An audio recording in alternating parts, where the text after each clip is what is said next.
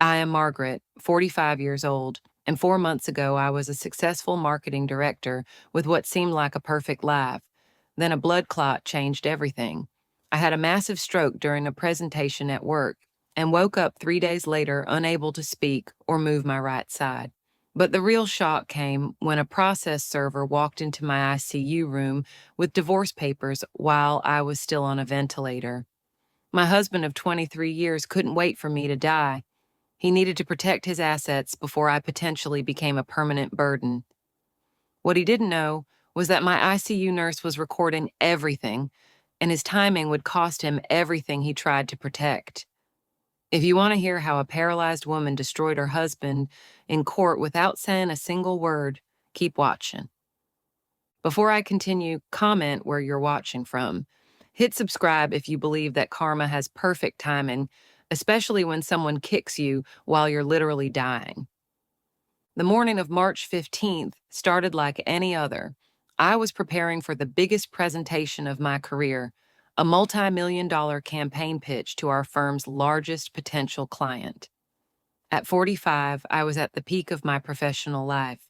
My husband, David, wished me luck as I left, barely looking up from his phone.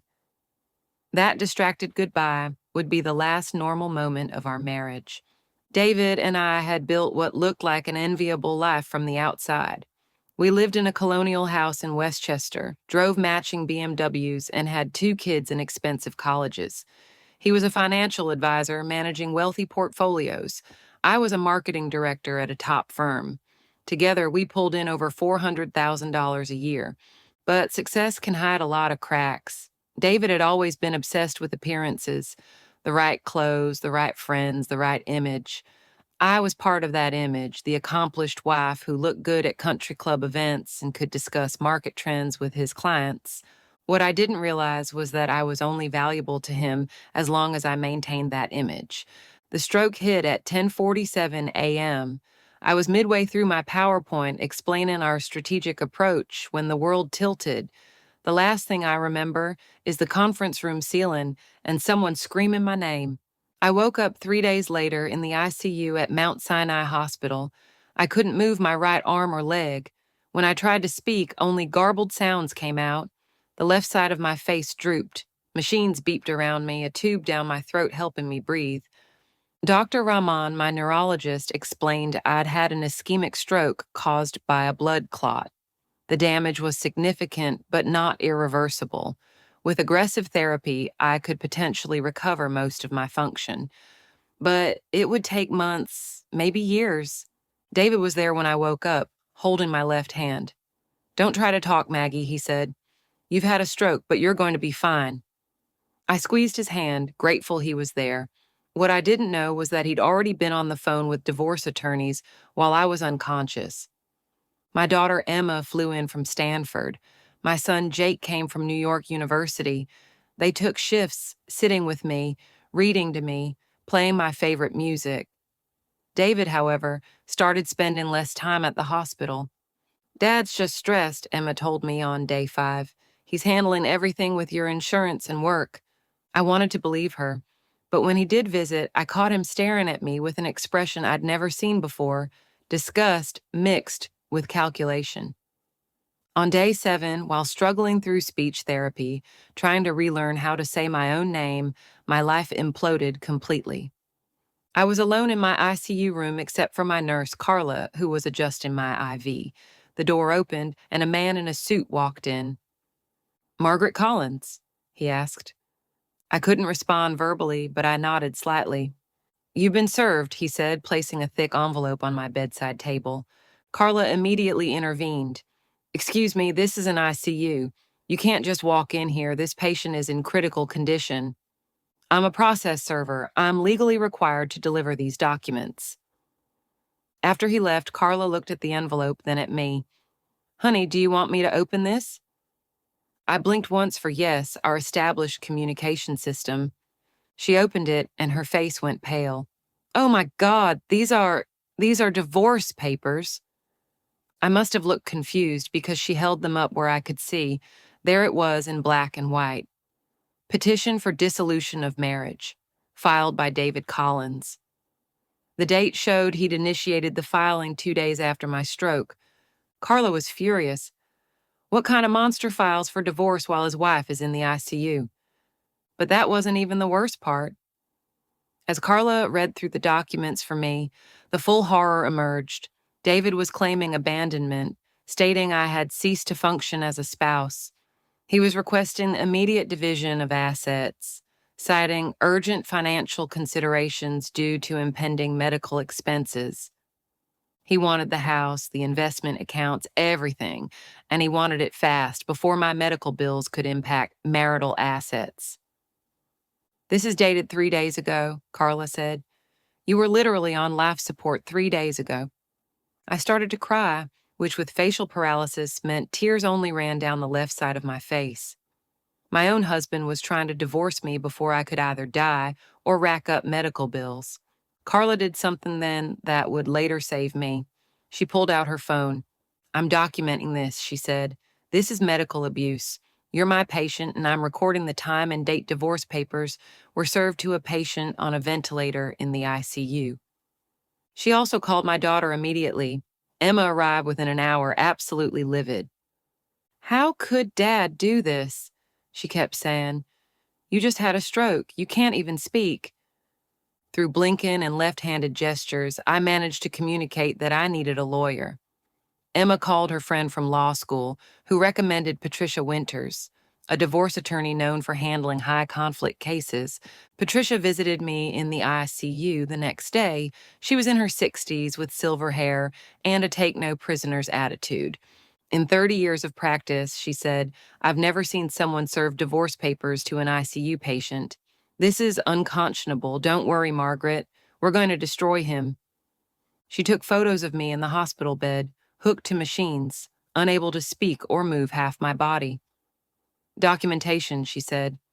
Judge Harrison is going to see exactly what condition you were in when your husband decided to abandon you.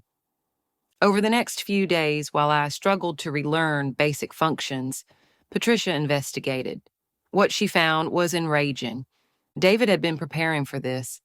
2 days before my stroke, he'd moved $200,000 from our joint accounts to a personal account. He'd also taken out a $50,000 cash advance on our joint credit card. He knew, Patricia said. Somehow, he knew something was going to happen to you. But how could he have known? Then Emma found something on his laptop, which he'd left at the house. His search history from the week before my stroke included signs of impending stroke. What happens to assets if spouse is incapacitated? How to protect money from medical bills? Divorce laws, New York medical incapacity. The most damning search. How long before someone dies from stroke? Mom, Emma said, showing me the screenshots. Did you have symptoms before? Were you feeling sick? I thought back and realized, yes. I'd been having severe headaches for 2 weeks. My vision had been blurry. I'd mentioned it to David multiple times. You need to get that checked, he'd said, but he never pushed it, never made an appointment, never seemed concerned. Now I understood why. He was waiting for me to have a medical emergency. Patricia immediately subpoenaed David's phone records and found something even worse. The day before my stroke, he'd taken out a $1 million life insurance policy on me. I would have needed to sign for it, but my signature was there, forged. He was betting on you dying, Patricia said bluntly. When you survived, he went to Plan B, divorce you before the medical bills piled up. 2 weeks into my ICU stay, David made his next move. He came to visit with papers. Maggie, he said, all fake concern. I know this is hard, but we need to be practical. The medical bills are going to destroy us financially. If we divorce now, you can qualify for Medicaid. It's really for your own good. I couldn't speak, but my eyes must have shown my fury. He continued, just sign here. I'll make sure you're taken care of. He actually tried to put a pen in my paralyzed right hand. That's when Carla walked in. Sir, what are you doing? Private family matter, David said. Not in my ICU, Carla said. She looked at the papers. Are you trying to get a medically incapacitated patient to sign legal documents? That's coercion. I'm calling security. David leapt quickly, but Carla had already recorded the whole interaction on her phone. "I've been recording every time he comes in," she told me later. "Something about him felt off from day one. Good thing, too." My condition slowly improved. After 3 weeks, I was moved from the ICU to a regular room. I could say a few words, though slurred. My right side remained paralyzed, but I had some movement in my fingers. That's when we got our first piece of good news. Patricia had filed an emergency injunction freezing all asset transfers. The judge was appalled that David had filed for divorce while I was on life support. "Your husband made a critical error," Patricia told me. In New York, abandoning a spouse during a medical emergency is considered cruel and inhuman treatment. It's grounds for fault-based divorce, which means you get more. But David wasn't done. He started a campaign to paint me as incompetent. He told our friends I was brain damaged, unable to make decisions. He even called my boss and said I would never work again and should be terminated immediately. My boss, thankfully, was smarter than that. "Margaret is on medical leave," she told him. "Her position is protected by law." Then came the custody evaluation for our finances. David argued I was mentally incompetent and needed a financial guardian, him, of course. The evaluation was scheduled at the hospital. David showed up with his lawyer, confident. I was in a wheelchair, right side still paralyzed, struggling to speak.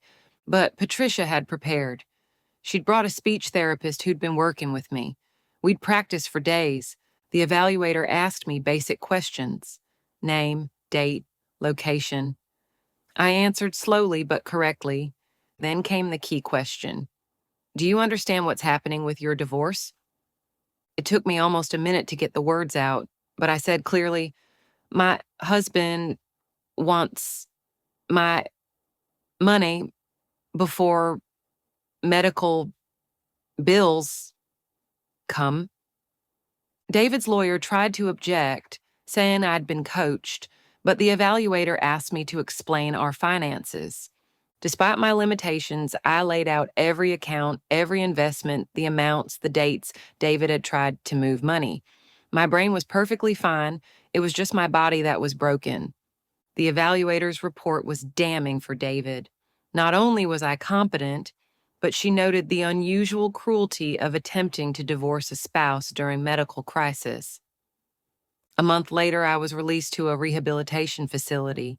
I needed intensive therapy to learn to walk again, to use my right hand, to speak clearly. David never visited once, but Emma and Jake were there every day. Emma had taken a semester off from Stanford to help me. She also did something brilliant. She started a social media campaign. She posted videos of my therapy sessions, my small victories, learning to hold a spoon, taking my first steps, saying a complete sentence. She tagged them number warrior number, never give up. What she didn't say publicly was that Dad had filed for divorce, but our friends figured it out when they noticed David was never in any videos or posts. The community response was immediate. David's clients started asking questions. Why wasn't he supporting his wife? Where was he during her recovery? Then one of his biggest clients called Patricia. "I saw what David's doing to Margaret," he said. "I want to testify. I also want to move my portfolio to a different advisor." Within 2 weeks, David lost 12 major clients. His firm put him on administrative leave pending an ethics review. 3 months after my stroke, we finally went to court for the temporary orders hearing. I was still in a wheelchair but could speak, though slowly. David's lawyer argued I was a financial burden, that my medical costs would destroy David's successful business. Patricia stood up. "Your Honor, we'd like to present evidence that Mr. Collins not only knew about Mrs. Collins's impending stroke, but deliberately failed to get her help, hoping she would die." She presented the search history, the forged life insurance policy, the fact that I'd told him about symptoms he ignored. "Furthermore," Patricia continued, "we have video evidence of Mr. Collins attempting to coerce a paralyzed patient into signing documents in the ICU." Carla had been deposed, and her recordings were admitted as evidence. The judge watched David trying to force a pen into my paralyzed hand while I was barely conscious. The judge was visibly disgusted, Mr. Collins, in 20 years on the bench, I have rarely seen such callous disregard for a spouse's well-being. He ordered temporary alimony of $15,000 a month, plus David had to maintain my health insurance and pay all medical bills. David exploded. She's going to bankrupt me. The judge responded, you had no problem with bankruptcy when you thought she was dying. You're fortunate I don't have you arrested for attempted financial abuse of an incapacitated person. As we left court, David confronted me in the hallway. You think you've won? He hissed. You're a cripple now. No one will want you. You'll be alone forever. Emma started to respond, but I grabbed her hand.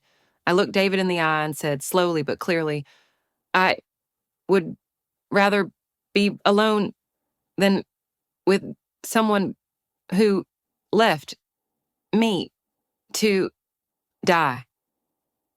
The final divorce hearing was last month. By then, I'd made remarkable progress. I could walk with a cane, my speech was almost normal, and I'd even returned to work part-time. David, meanwhile, had lost his job, most of his clients, and was under investigation for insurance fraud regarding the forged policy. The judge awarded me 75% of our assets, permanent alimony, and the house. David got the debt he'd accumulated trying to hide assets. But the best moment came when the judge addressed David directly. Mr. Collins, your actions represent the worst kind of marital abandonment I've encountered. You didn't just leave your wife when she needed you most. You actively tried to profit from her medical crisis. The court finds your behavior morally reprehensible. David was also ordered to pay my attorney fees, all $50,000 of them. Outside the courthouse, David's lawyer tried one last time. Margaret, David wants to apologize. He was in shock. He didn't handle things well. Patricia cut him off. He filed for divorce while she was on a ventilator. There's no apology for that. It's been 4 months since my stroke. I still have some weakness on my right side, but I'm walking, working, living. The doctors say my recovery has been remarkable, likely driven by pure spite and determination to outlive my ex-husband's expectations. Emma and Jake have been incredible. They've cut contact with David completely. Jake said, he's not our father. Fathers don't abandon mothers when they're dying. David, from what I hear, is living in a studio apartment, working as an independent advisor with few clients. He's also facing criminal charges for the insurance fraud. His reputation in our community is destroyed. The most ironic part? If he'd just been a decent human being and supported me through my stroke, we'd still be married. I would have recovered, returned to work, and life would have continued. His fear of medical bills and having a disabled wife cost him everything. Carla, my ICU nurse, stayed in touch. She testified at the divorce hearing about David's behavior in the hospital. After the hearing, she hugged me and said, "You're the strongest woman I know. You literally couldn't speak and still fought back. I've started a support group for stroke survivors going through divorce. You'd be surprised how many spouses abandon their partners after medical crises. We call ourselves the Left for Dead Club." My neurologist, Dr. Rahman, says my recovery is one for the medical journals. Most people would have given up, he said. But you had something to prove? He's right. Every step I took in physical therapy, every word I struggled to pronounce in speech therapy, was fueled by the determination to show David he was wrong about me being a burden. I recently ran into one of David's former clients at a coffee shop. "Margaret," she said, "you look amazing. I heard about what David did, unconscionable. That's why I moved my entire portfolio to a new firm." "Thank you," I said. "I'm doing well." "Better than well," she said. "You survived a stroke and a snake. That takes strength." The truth is, the stroke was easier to recover from than the betrayal. Physical therapy can rebuild your body, but learning that your husband of 23 years was waiting for you to die, that takes longer to heal. But I did heal, and more importantly, I learned. I learned that vows mean nothing to some people, that in sickness and in health has fine print for certain spouses, that some people see their partners not as humans to love, but as potential liabilities to manage. Patricia told me something during the divorce that stuck with me. The fact that he filed while you were in the ICU isn't just cruel, it's evidence of who he really was all along. Crisis doesn't create character, it reveals it. My stroke revealed two things: my strength and David's complete lack of humanity. Today, I'm not just surviving, I'm thriving. I've been promoted at work, making more money than ever. I'm in better shape than before the stroke thanks to all the physical therapy. I'm even dating someone, a widower I met in stroke recovery whose wife stayed by his side until she passed from cancer. I can't imagine leaving someone when they're sick, he told me on our first date. That's when they need you most. David reached out last week through a mutual friend. He wanted to know if I'd consider dropping the criminal charges for the insurance fraud. Apparently, it's affecting his ability to get licensed in other states. My response was simple. He left me to die when I couldn't speak for myself. Now that I can speak, I choose to let the justice system do its job. The friend said David claims he's remorseful, that he panicked, that he wasn't thinking clearly, but I know the truth. The search history proves it. He was thinking very clearly. He just never thought I'd survive to expose him. Sometimes I wonder what would have happened if I'd died from the stroke. David would have collected the fraudulent life insurance, painted himself as the grieving widower, and probably remarried within a year to some unsuspecting woman. Instead, I lived, I recovered, I fought, and I won. My speech therapist recently asked me what motivated me during the hardest days of recovery. Spite, I told her honestly. Pure spite. My husband thought I was as good as dead. Every word I speak, every step I take is proof that he was wrong. She laughed. Whatever works. The stroke took a lot from me, my mobility, my speech, my independence, at least temporarily. But it also gave me something, the knowledge that I'm stronger than I ever imagined. David's divorce filing while I was in the ICU was meant to destroy me when I was at my weakest.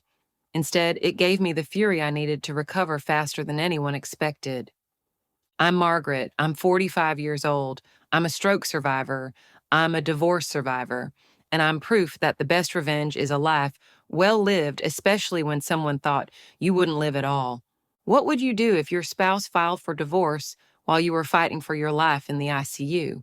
Could you forgive someone who abandoned you at your most vulnerable moment? Share your thoughts below, and please subscribe for more stories of survival, strength, and justice. Remember, sometimes the person who promised to stand by you in sickness and health is the first one to run when sickness actually arrives. Trust your instincts, document everything, and never underestimate the power of spite as a motivator for recovery.